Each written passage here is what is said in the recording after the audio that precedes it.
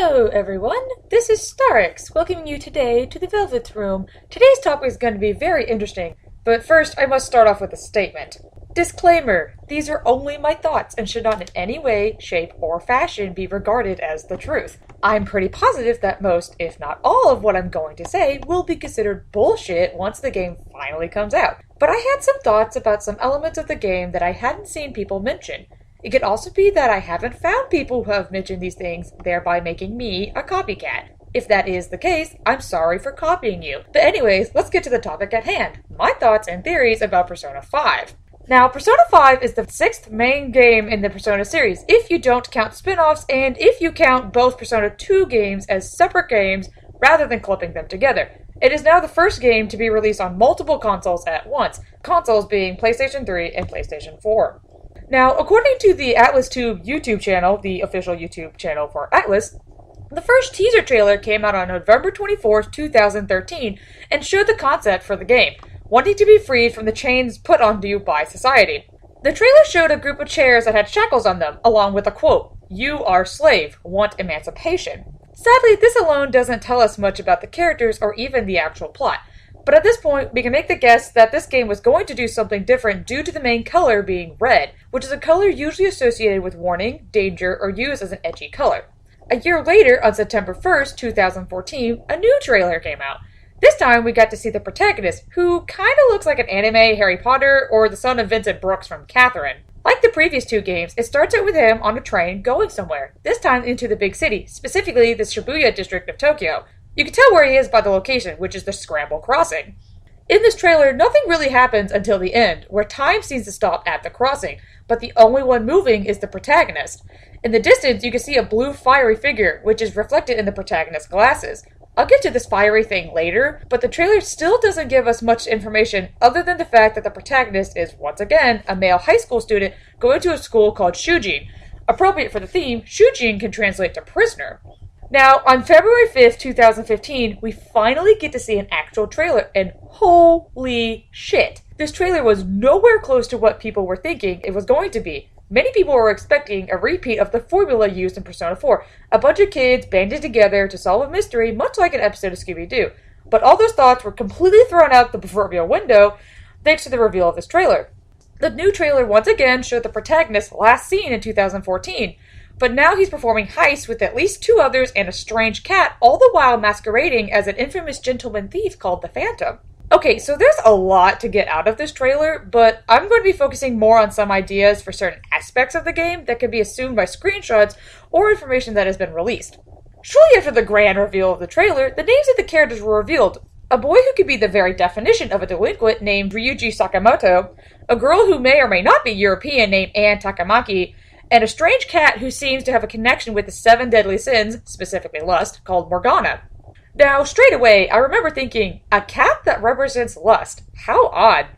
I also found it odd that, along with showing the sins written in Latin, they show two more words, hollowness and nothingness. Why the development team put these words in too, I'll never know until the game comes out. But I did notice something about the color of the characters' eyes. In the more stylized parts of the trailer, everyone's eye color is different from their actual color, and even from each other.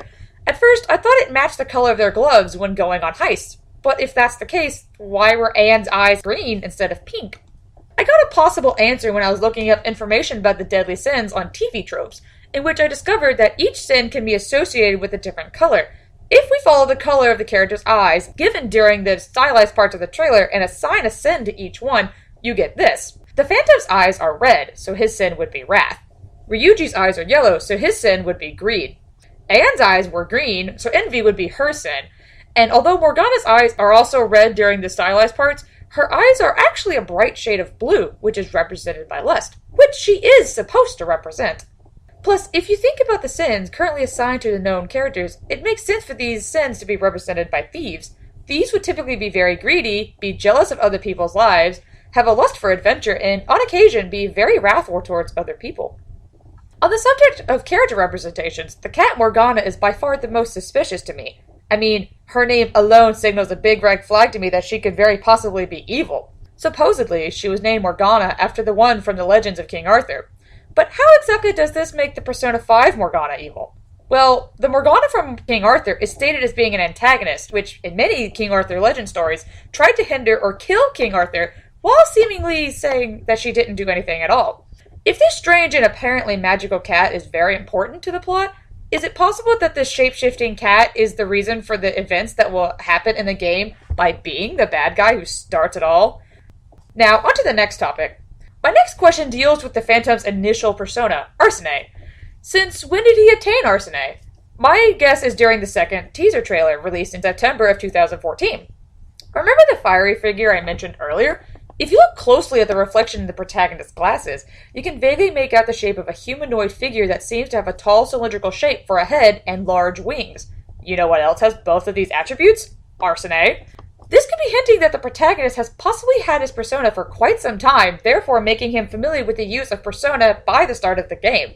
Now that I've finally mentioned Arsene, here's what I'm thinking about him.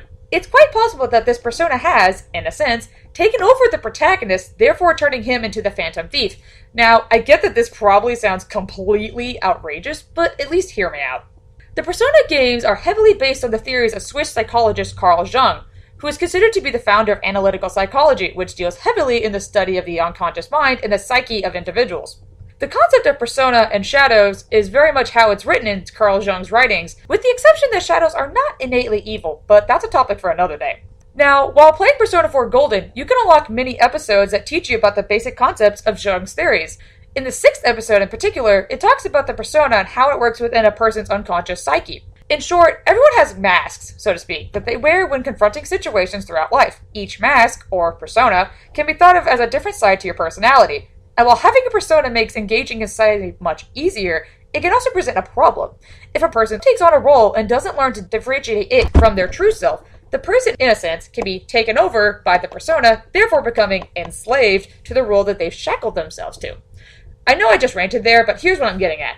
I think that when the protagonist discovered that his persona was Arsene, a well-known thief, he tried to fit in within the role of a thief, but after a long time, he finds it difficult to distinguish between his real self and his thief self, thereby becoming a slave to his persona and later wanting emancipation from his role in society. On the subject of personas, you do see a few personas in the reveal trailer and in several screenshots, namely Pyrojack and Sandman, but it seems that the main cast is fighting them instead of the typical shadows. But why? It's quite possible that based on the footage from the trailer and from the revealed screenshots, that the enemies in the game this time are not shadows, but these personas instead. Back in the original Persona and Persona 2, the characters fought demons to gain cards that could be used in the Velvet Room to create more powerful personas. Since it's been stated that the development team has changed the gameplay, is it possible that one of these changes could be reverting back to the original way of fighting enemies and creating personas? Speaking of the Velvet Room, this one's appearance really caught my attention. Since the Velvet Room changes to suit the inner mind of the current guest, it makes sense for the newest version of the Velvet Room to fit in with the wanting emancipation theme. But there's one thing that bugs me. If the protagonist is shown locked up behind bars while wearing a prisoner's uniform, how exactly can he use the Velvet Room in a way that he's supposed to? I don't really see how he could do anything while being held back like that. The last thing I wanted to talk about deals with the last piece of footage shown at the end of the reveal trailer as a "but wait, there's more" scene.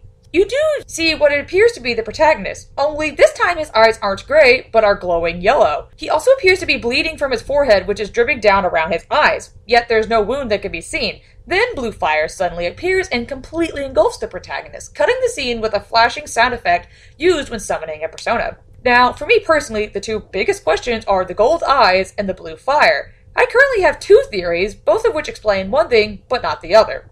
My first theory is that the person shown is indeed the protagonist, and what is shown is a persona summoning sequence, most likely his first one. But the question with this is, why are his eyes gold like a shadow when his eyes are supposed to be gray?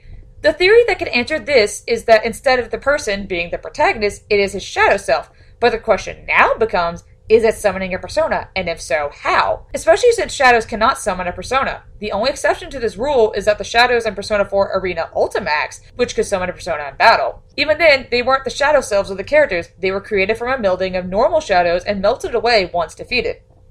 Well, that took a while, but for now, I'm done letting you inside the madness that is my mind. By all means, tune in next time with me, starix, for more of my nerd theories. Today, you have been a most wonderful guest. Please, take care.